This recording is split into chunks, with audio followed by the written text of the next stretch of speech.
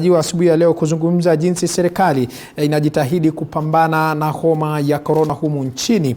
Ugonjwa huu umesababisha nchi ya Kenya kufunga safari zake za ndege katika nchi zilizoathirika. Hebu tusikize.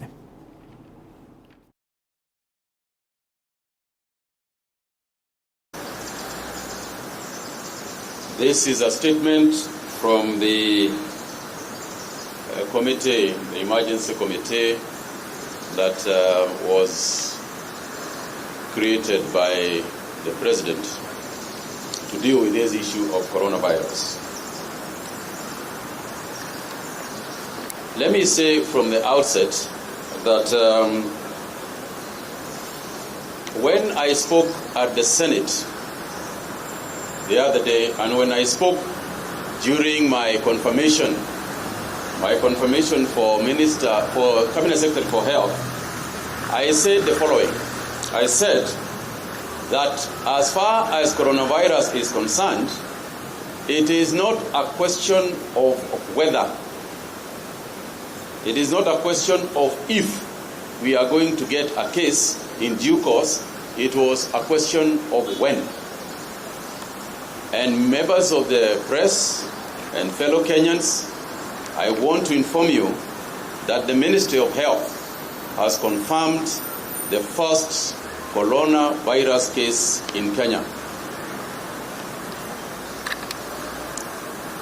The case was confirmed on the 12th, which was last night, as the first one to be reported in Kenya since the beginning of the outbreak in China.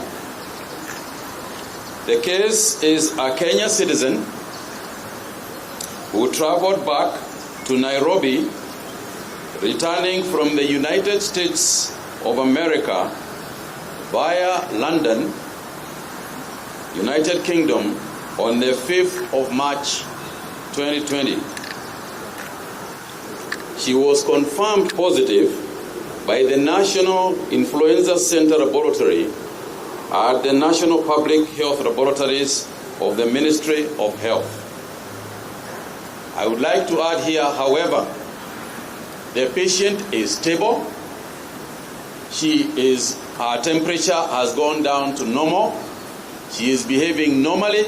She is eating, but she cannot be released until the tests continue, until she gets negative. But as far as her state is concerned, the lady is okay.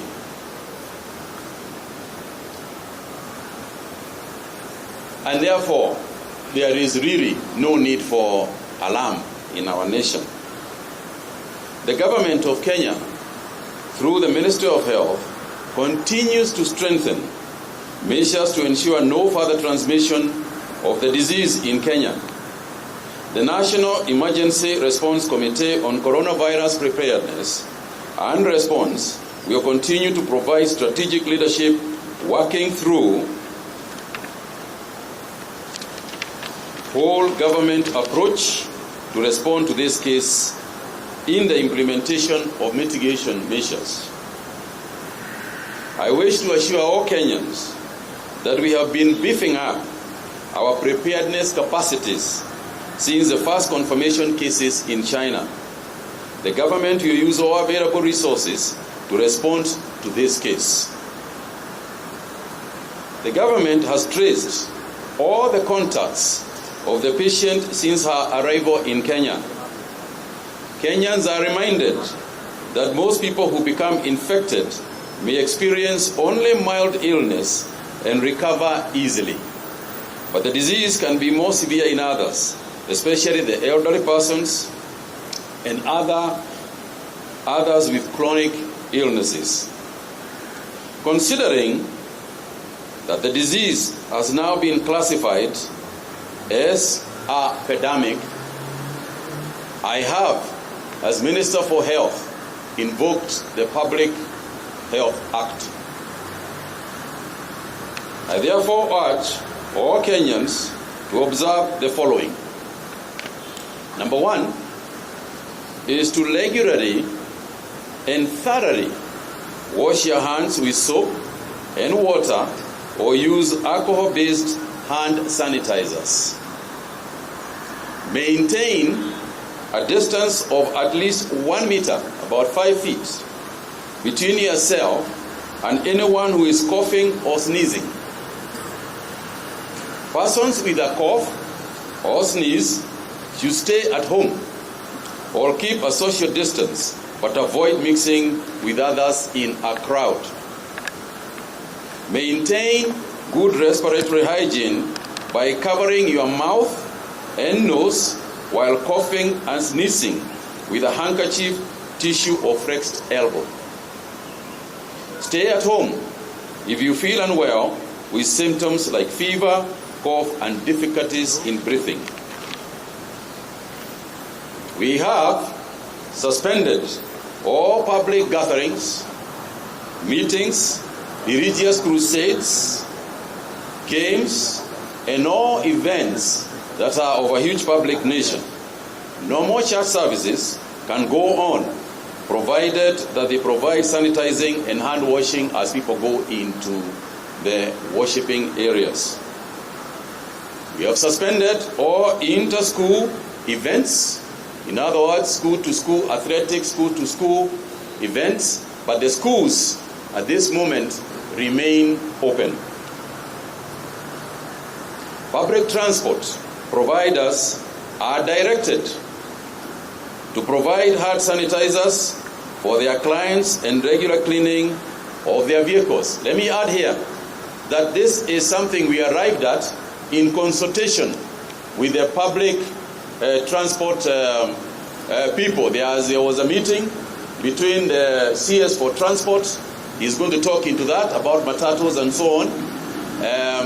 And we are very pleased that they themselves say they are willing to do everything, including putting in their own money to ensure that people traveling in public transport are safe.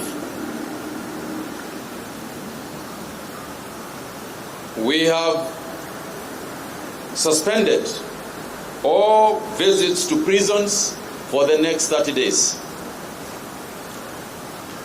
We have also said, and we have repeated this before, we are repeating this, Kenyans must not abuse social media platforms or indulge in spreading misinformation that can cause fear and panic.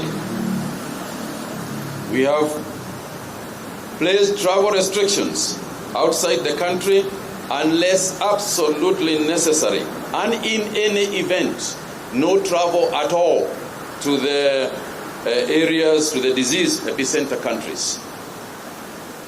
And further on, we are going to be disseminating information on this issue on daily basis. As I said, we have embarked on a contact tracing for all persons who have been in contact with the lady who is now in Kenyatta. But I also want to add, ladies and gentlemen, that at this juncture, what we have is a coronavirus positive test. No more than that. Therefore, Kenyans will live normally. Wherever you are going, go normally. Do carry out your business normally. Go to the shopping center normally. And there is no cause for alarm. So I wish also to add that going forward, there will be some inconveniences that citizens are going to experience. We apologize in advance. But this is one time when we are calling for serious citizen responsibility. Ladies and gentlemen, this is not a situation where people look just at the government. This is a situation where people take responsibility. The business and private sector are urged to take their bit in terms of working with Kenyans in all areas. Some business organizations may provide hand washing points. Businesses may also put thermal scanners in their offices so that as people walk in, it is they can scan you and know whether your temperature is okay.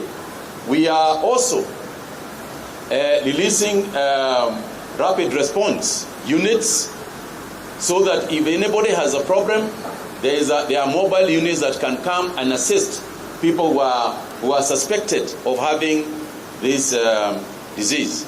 But at the moment, let me keep on emphasizing, at the moment, there is absolutely no need for panic or worry, provided we keep on observing the measures that we have set, observing personal hygiene. I am urging county governments to carry out thorough cleaning exercises.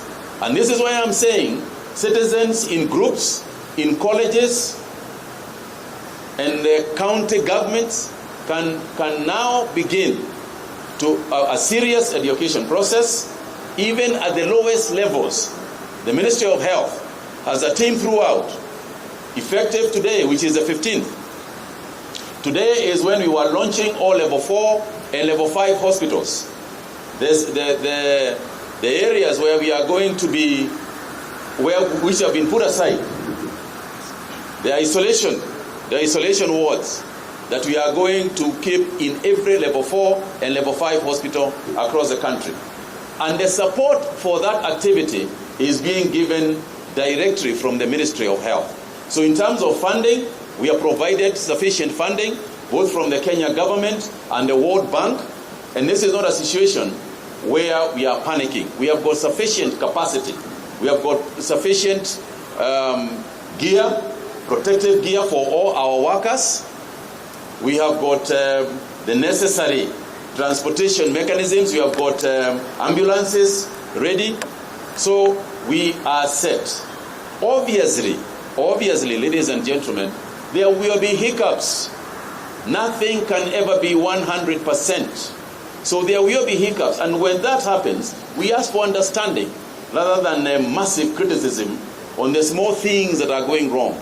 This is a time for us all to come together as a nation, both media and all other sectors of our country. This is not a time for us to assign blame. The government is doing everything it can. This is a time for us to join together and make Kenya safe and ensure that this pandemic does not damage our nation. Those in the business sector, there will be shortages of certain items because of the closure of China. We are urging you, please, this is not the time to start making abnormal profits by charging abnormal prices for medicines and for goods and services. It is immoral.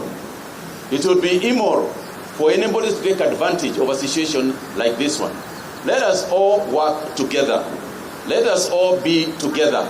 And together, moving like that, we are sure that we will overcome. This is not the only challenge that our country has faced. We have faced many challenges before. We have overcome them. And even this one, we will overcome. Thank you very much. Thank you very much, sir. Questions? Yes?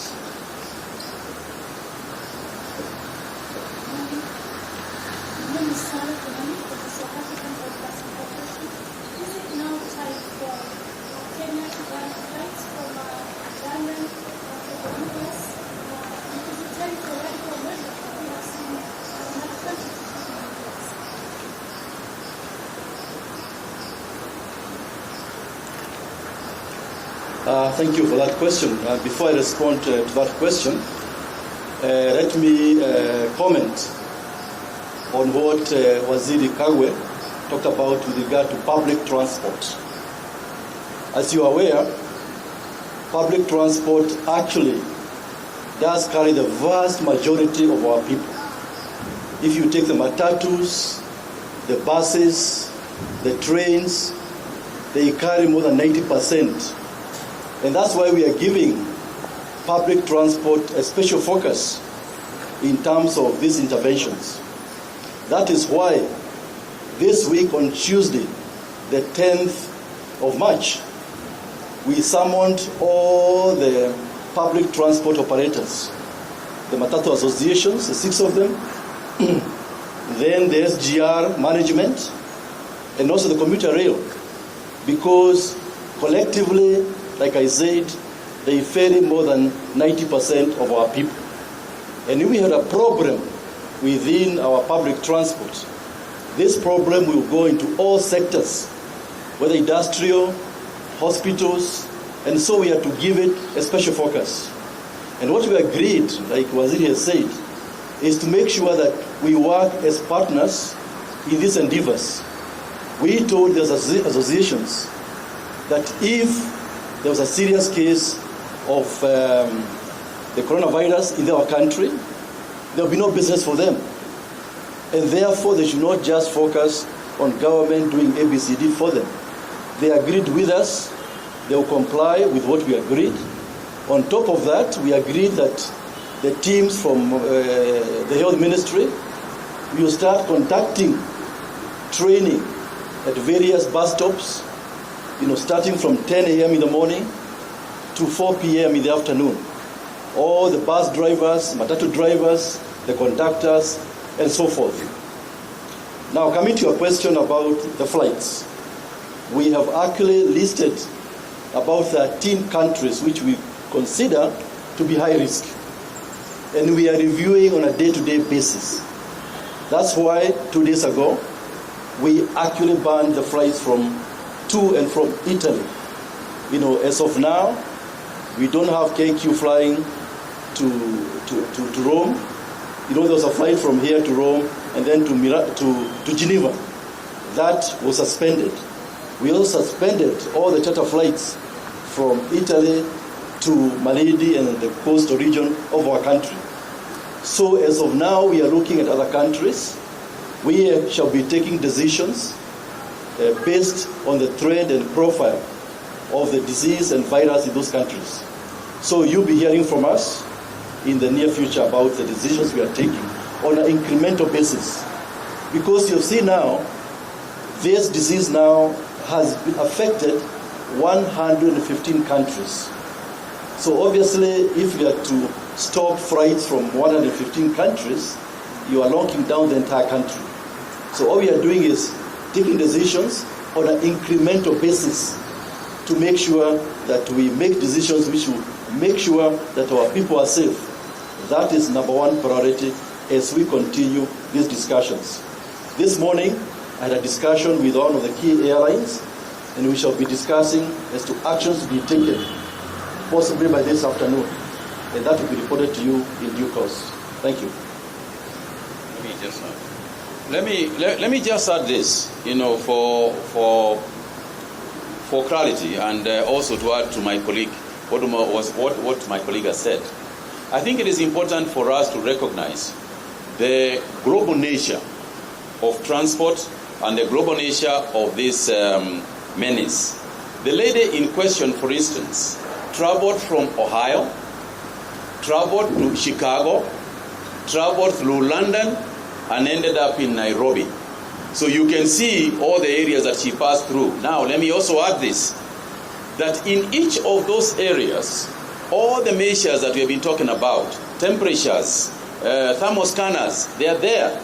But the nature of, and in Nairobi, she was definitely checked. In London, she was checked. In Chicago, she was checked. But there is the period, the 14-day period, because she came on the 5th, and all that time, she was completely and totally normal. So I think we need to be sensitive and understand the complexity of this situation. Any other? Yes?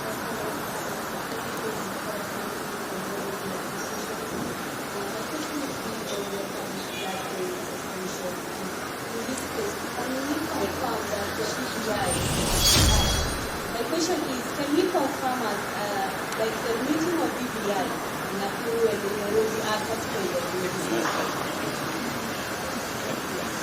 As I said, the decision was to ban all public rallies.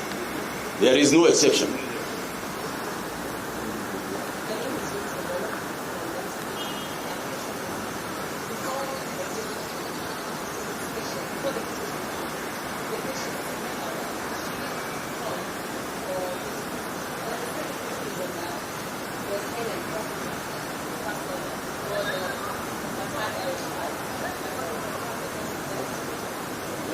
Let me.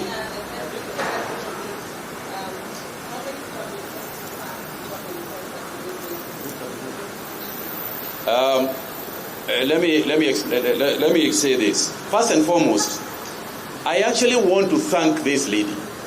I want to thank her so much because the minute she started feeling slightly unwell, and she said to us, having read what we have been publishing, she felt that she should go to a hospital. She took herself to the hospital. You know, she's a very responsible citizen. She has given us the names of each and every person she has been in contact with throughout that period.